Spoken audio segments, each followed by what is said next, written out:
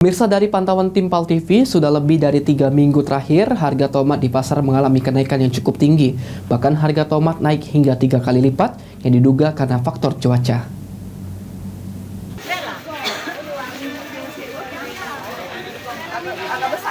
Dari pantauan tim PAL TV, sudah lebih dari 3 minggu, harga tomat di pasar kota Palembang tak kunjung kembali normal, setelah sebelumnya mengalami kenaikan.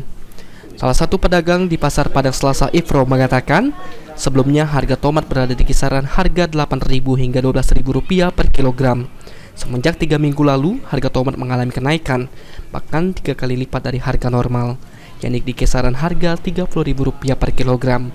Penyebab kenaikan harga tomat dipicu dari persediaan yang menipis, ditambah faktor cuaca curah hujan yang menyebabkan tomat seringkali membusuk. Bu, untuk harga tomat sendiri sudah naik berapa lama ya, Bu? Sekitar lebih kurang 3 minggu kayaknya harga tomat. Di harga sebelumnya berapa, Bu?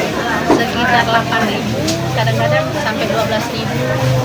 Kalau sekarang harganya benar-benar tinggi, sampai 30.000-an Itu per kilonya ya, Bu ya? per kilo. Tapi kalau kita itu per os 4.000. Karena kan itulah dapat pedagang itu. Harga naik persediaan sedikit.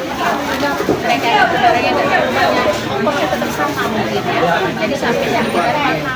Atau bisa jadi cuaca hujan terus kan, bisa cepat busuk berjalan.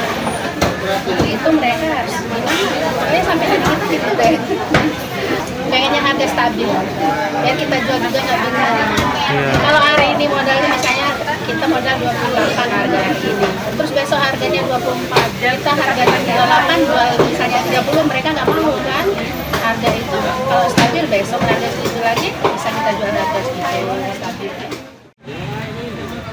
Dengan kondisi ini, Ifro berharap kedepannya pihak terkait bisa menemukan solusi agar harga tomat dapat kembali stabil. Hafidz Zainul, PAL TV.